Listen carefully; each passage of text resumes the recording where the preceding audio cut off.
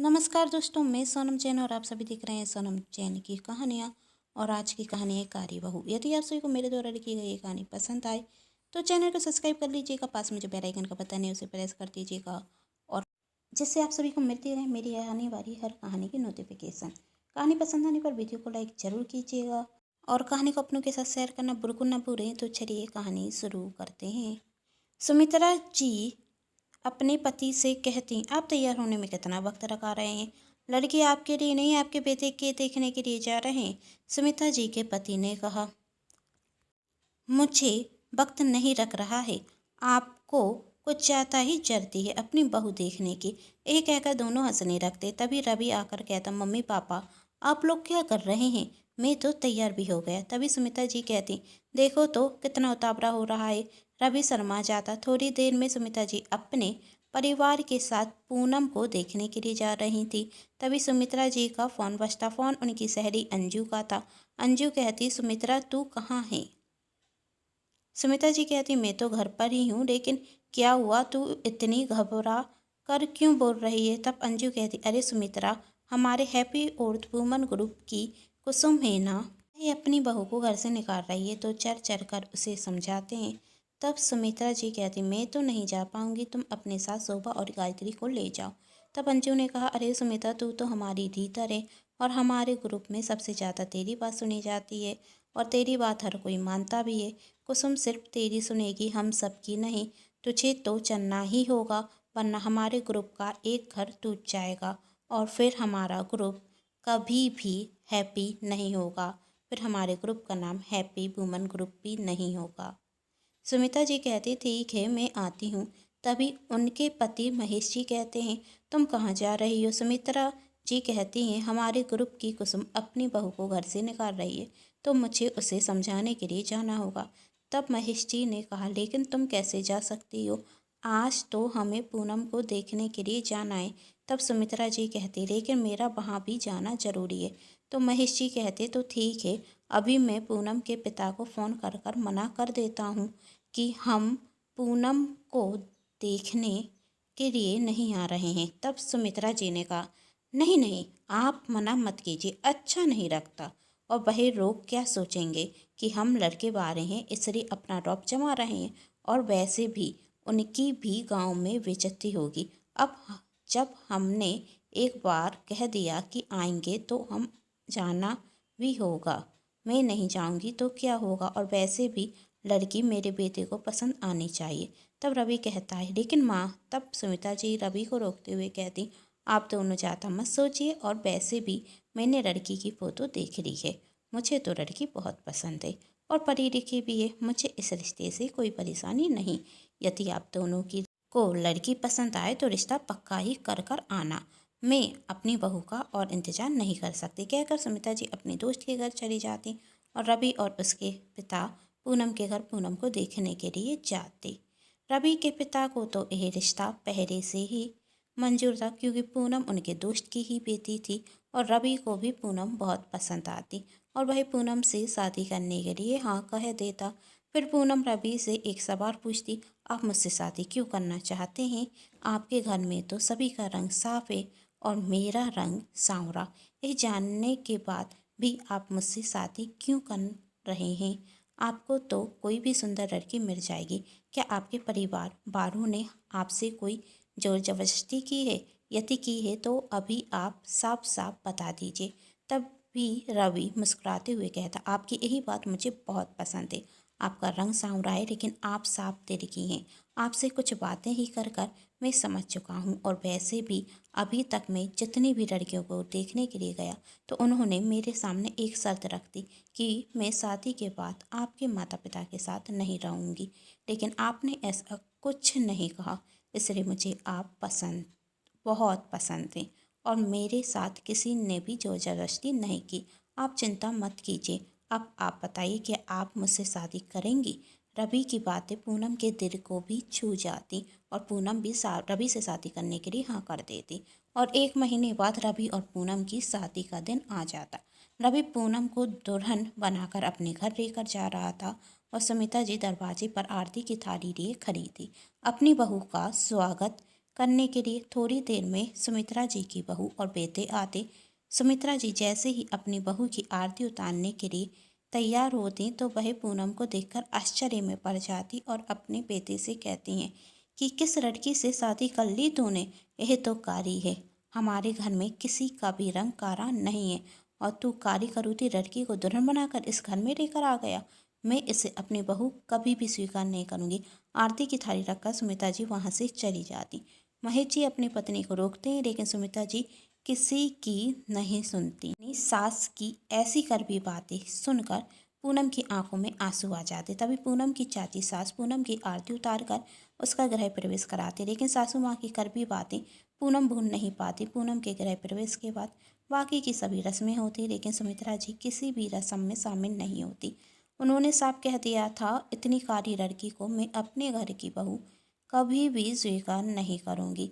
तब रवि पूनम से कहता, मेरी माँ ने जो तुम्हारे साथ बुरा व्यवहार किया है उसके लिए मैं तुमसे माफ़ी मांगता हूँ और अपनी माँ को भी जरूर समझाऊंगा कि तुम रंग से सांवरी हो, मन से नहीं। तब पूनम ने कहा, यह लड़ाई सास और बहू के बीच में है, तुम बीच में मत पड़ो। मुझे उम्मीद है मैं बहुत जल्द सासू माँ का दिल जीत लूँगी। तुम्हें सासू माँ से कुछ भी कहने की ज़रूरत नहीं है और मुझे खुद पर पूरा विश्वास है। मैं बहुत जल्द अपने अच्छे व्यवहार से सासू माँ का दिल जीत लूँगी। तब रवि कहता, तुम्हारी यही बात तो मुझे बहुत पसंद आती है। तुम कितनी सकारात्मक हो। मैं बहुत खुशनसीब हूँ कि मेरी ज़िंदगी में तुम मेरी जीवन साथी बनकर आई। जहाँ रवि पूनम को अपना जीवन साथी पाकर खुश था, वहीं रवि की माँ पूनम को अपनी बहू के रूप में स्वीकार नहीं कर रही थी। दूसरे दिन पूनम की चाची सास पूनम से कहती, आज तुम्हारी परीक्षा की घड़ी है। आज तुम पहली रसोई बनाओगी और खाना इतना स्वादिष्ट बनाना कि तुम्हारी सासू माँ जो तुमसे गुस्सा है वह सब भूल जाए। पूनम हाँ में सिर हिलाकर रसोई घर में चली जाती और अकेले ही सबके लिए स्वादिष्ट खाना बनाती। सभी को पूनम के हाथ का खाना बहुत पसंद आता।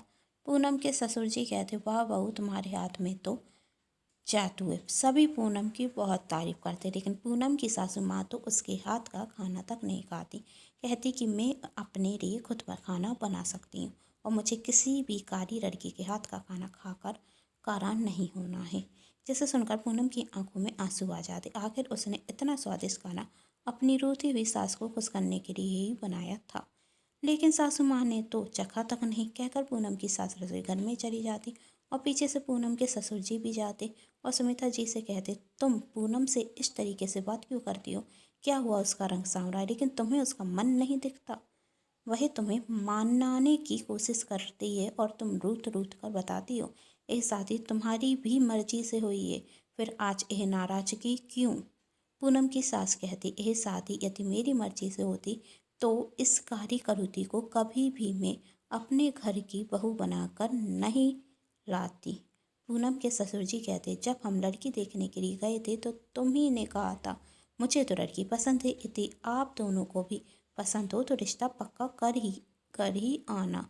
फिर आज तुम क्यों कह रही हो तुम्हारी मर्जी से शादी नहीं हुई? सुमित्रा जी कहती हैं, क्योंकि जो फोटो मुझे दिखाई गई थी उसमें पूनम का रंग गोरा था, काला नहीं। यदि मुझे पहले पता होता पूनम कारी है तो मैं इस शादी कभी नहीं होने देती। महेश जी गुस्से में कहते, पूनम नहीं, तुम्हारी अकड़ कारी है जो जब से एक ही बात पकड़ कर बैठी हो। और वहाँ से गुस्से में चले आते और अपनी बहू पूनम सोने के कान के झुमके देते हुए कहते, रो बहू, तुमने आज इतना स्वादिष्ट खाना बनाया तो तुम्हारा गिफ्ट भी तो मुझे देना होगा ना।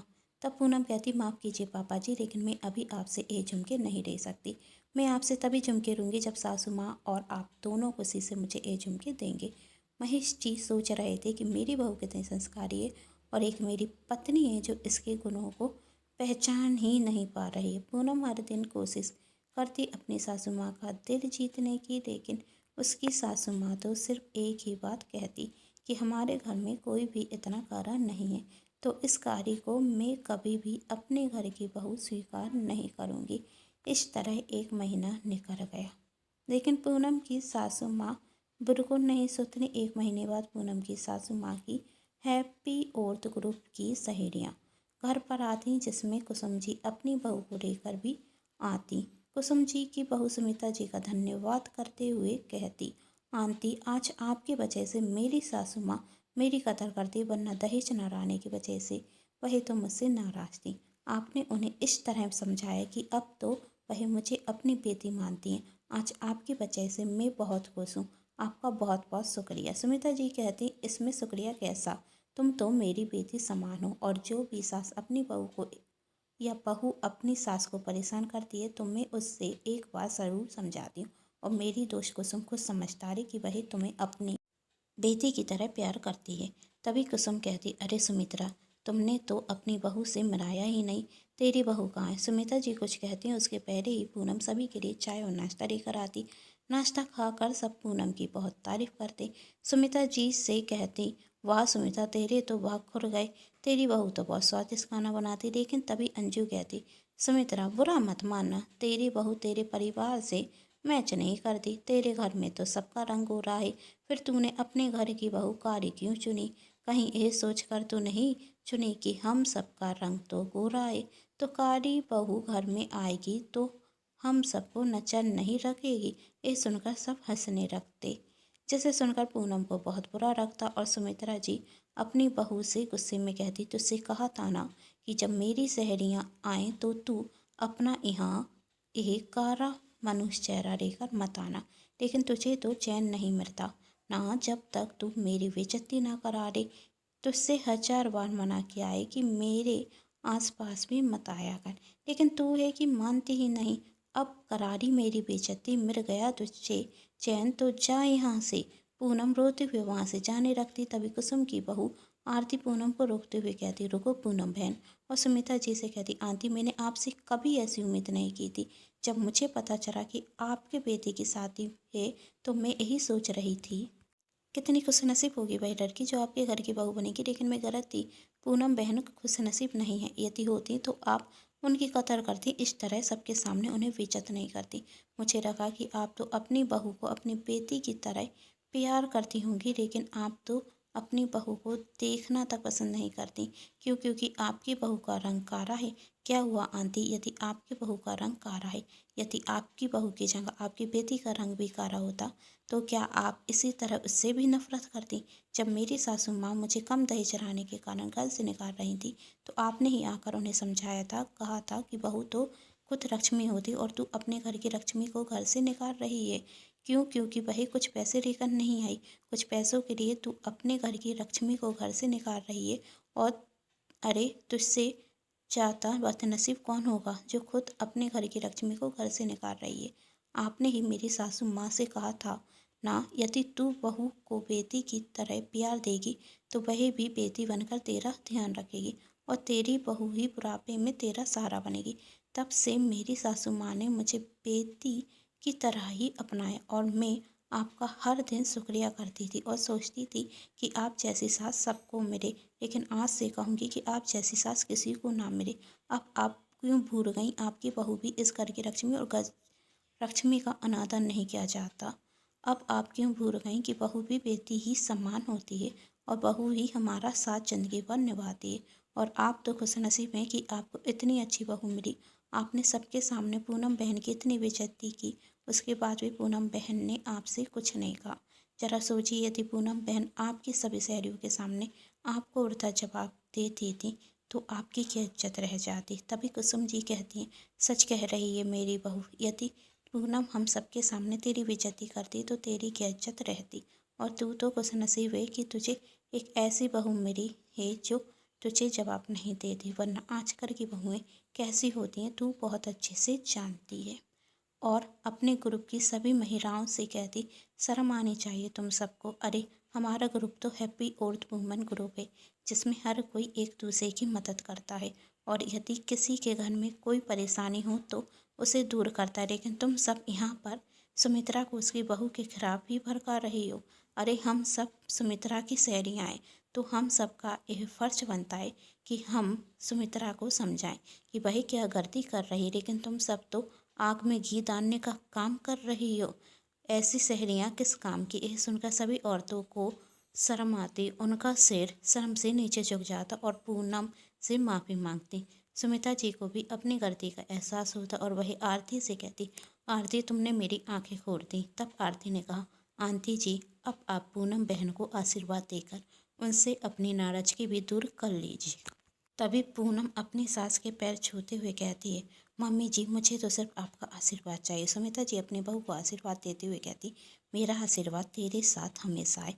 और सुमित्रा जी अपने कमरे में जाती और महेश जी को बुलाकर कहती, लाइए वही झुमके जो आप मेरी बहू के लिए लेकर आए थे। आज हम दोनों आशीर्वाद के रूप में अपनी बहू को वही झुमके देंगे। यह सुनकर महेश जी खुश हो जाते और सुमित्रा जी और महेश जी पूनम को वही सोने के झुमके एक साथ देते हैं, जिसे पाकर पूनम बहुत खुश होती, क्योंकि वही यही चाहती थी कि झुमके सासू माँ और ससुर जी उसे एक साथ दें। यह देखकर रवि भी मन ही मन मुस्कुरा जाता और औरत वुमेन ग्रुप की सभी महिलाएं जोर से एक साथ तालियां बजाती और सबके चेहरे पर एक मुस्कान आ जाती।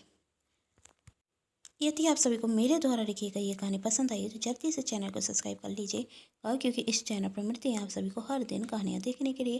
कहानी पसंद आने पर चैनल को सब्सक्राइब, वीडियो को लाइक एंड शेयर जरूर कीजिएगा। Thanks for watching.